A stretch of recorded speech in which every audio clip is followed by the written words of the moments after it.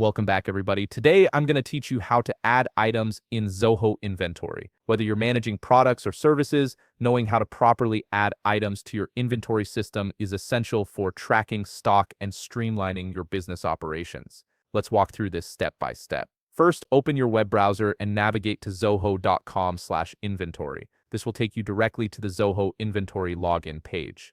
Once you're there, go ahead and log in using your account credentials. Make sure you have your username and password ready so you can access your dashboard quickly. After logging in, you'll see the main dashboard with a sidebar on the left. This is where all your key modules are located. Click on items in that sidebar to open the items module. This is the central hub where you'll manage all your products and services, so it's important to familiarize yourself with this section. Now look to the top right corner of the items page and you'll see a button labeled Plus New. Click on it to begin adding your new item. A dialog box will appear asking you to select the type of item you want to add.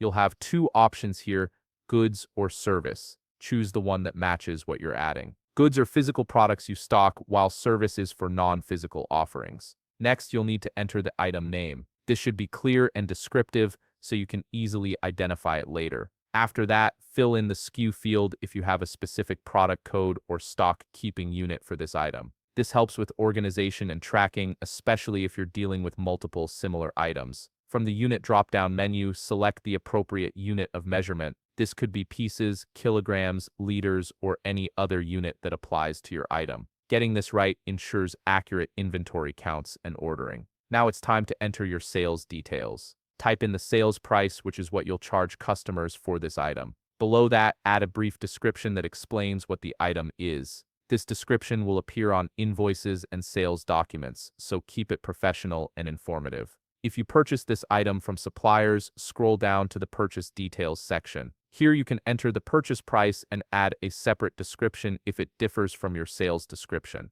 This helps you track your costs and profit margins effectively. Before saving, check if there are any additional options that apply to your item. For example, if the item is returnable, make sure to check that box. This sets the proper parameters for how the item is handled in transactions. Finally, click the Save button to add the item to your inventory. Your new item is now ready to be used in sales orders, purchase orders, and inventory tracking. If you found this video helpful, please leave a like, subscribe, and see you in the next video.